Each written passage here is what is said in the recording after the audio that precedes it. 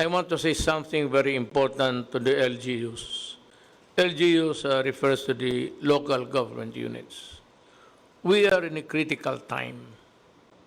We have resorted to this extreme measure of enhanced quarantine or quarantine for Luzon because the magnitude of the threat that we are facing calls for it.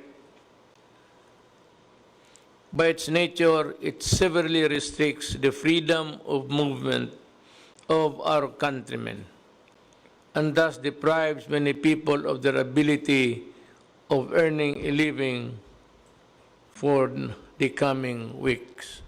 Let me add my own words. I'm really very sorry, but I have to do it. Now I call the LGUs. The national government needs your help during this time. But I want to tell you, do not make this quarantine or quarantine more difficult for our people than it already is. LGUs should take note of this.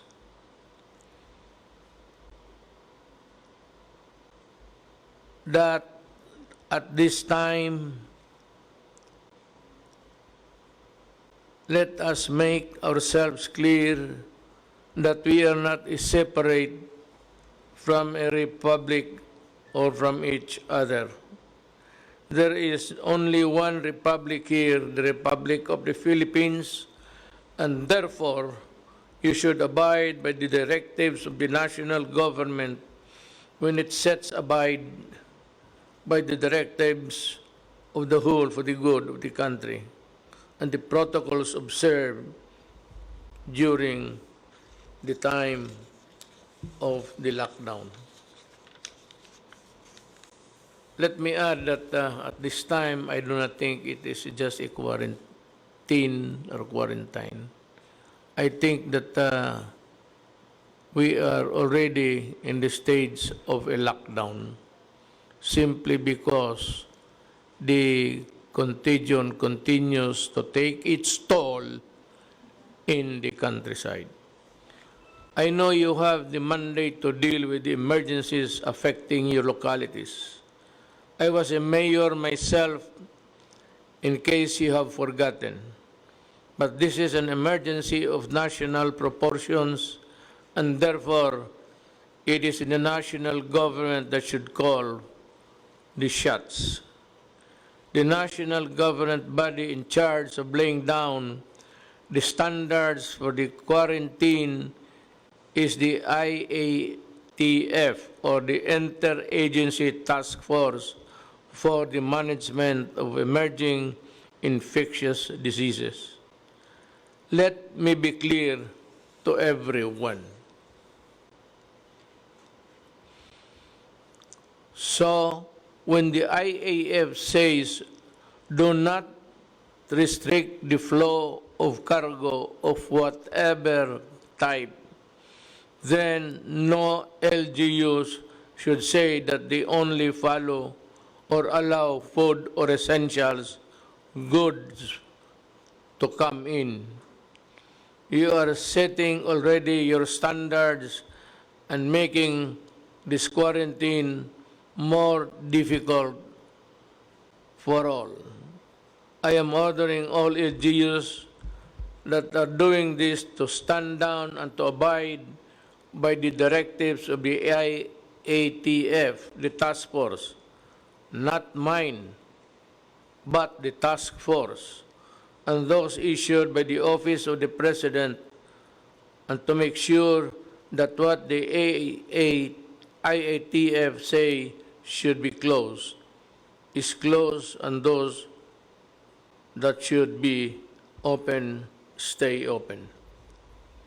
You know the only reason why you can impose these quarantine restrictions and impose it on everyone passing your areas is because the national government is allowing you to do so.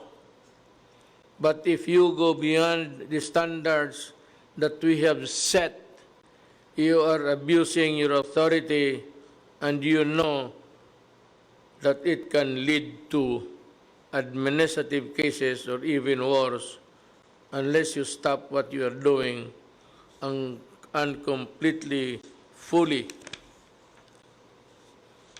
criminal cases cannot be far behind.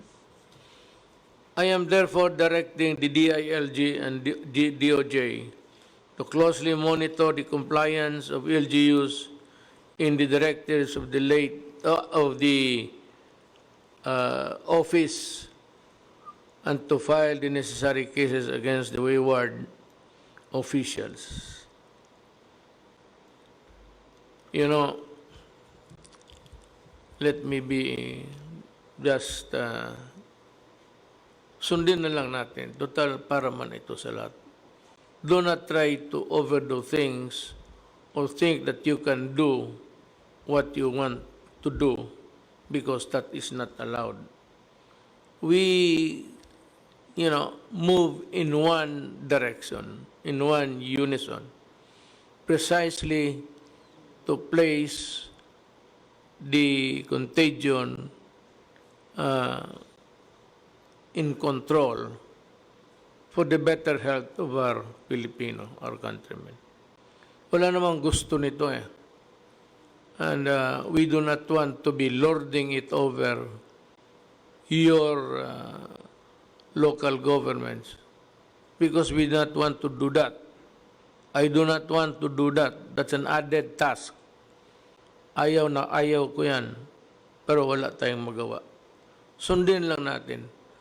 Ang ibig sabihin, wag kang magbiyahe ng sarili mo sa Tagalog ba. Kung sa wedding, ay wag kang magpalaro ng iba. Wag kang magbiyahe. Isa lang, sa gobyerno lang. Pero ako sa wedding, alam ko hindi niyo sinusunod. Well, there will always be a time for that. In the coming days, we will need the help of the LGUs more and more. So I want to make this clear early on. Let us work together to implement this quarantine, and it should all begin with the LGUs making sure that your actions are consistent with the national directive. To do otherwise would sow confusion. All over the world there is confusion and chaos already because of these lockdowns. We are not the only ones into it. All countries of the world, as a matter of fact, are doing it. And that is why it adds more trouble than what is already there that we can handle. We are not alone, but let our country lead the way in imposing a lockdown and strict enough to effectively kill COVID-19. Liberal enough so that our people will not die of hunger, and orderly enough so that our country will not be driven towards chaos during these difficult times. Problema kasi nito, COVID-19 is passable sa tao lang. It's contact. Yung handshake o yung just maybe rubbing each other's elbow.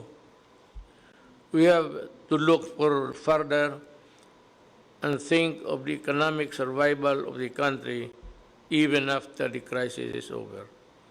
Alam mo, sa totoo lang, importante lang malaman ninyo. We are imposing the social distance. Kasi nga, ang transmittal, tao lang ang pwedeng magbigay ng sakit na yan sa iyo. Hindi, walang ibang bagay. Tao ang magbigay sa iyo ng sakit na yan. So, iwasan mo ang kapwa mo tao. Pag magdating yung nagpautang sa iyo, magtago ka na ng gusto. Okay yan. Sabihin niya na nagtatago-tago ka. Gusto kong bumayad, si COVID ang ayaw. yung stranded, we will try to help you. Your Air Force and your Army will help you wherever you are. Kung wala ka nang mauwian, kung wala na kayong matulugan, I am asking the military commanders of the different camps all over the country that you can go there and ask for accommodation at pagkain. And they will,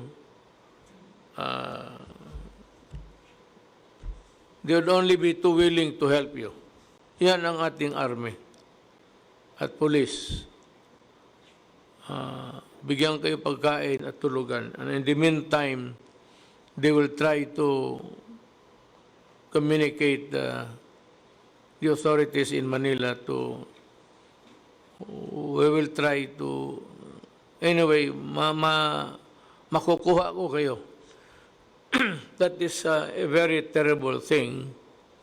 You know, as a matter of fact, it would have been very cruel for you to drive away, lalo na yung mga bata nagbakasyon, tapos walang mauwian, walang tatanggap. My heart bleeds for them. Hindi mo malaman kung saan ka pupunta. Pilipino ka naman, pero wala namang tatanggap sa iyo. To me, I can understand your refusal. But more than your feeling, yung akin is to somehow protect and help Filipinos in distress. As your president, I am now invoking the sanctity of my oath of office to help people and my countrymen. To all NGUs, let us move forward together with one accord.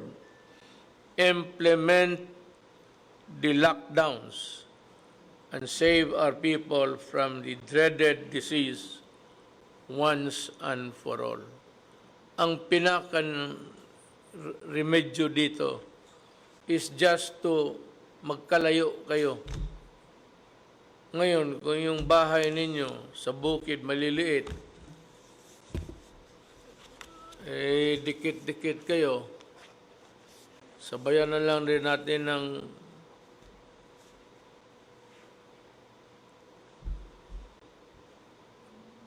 ano bang prayer, dasal.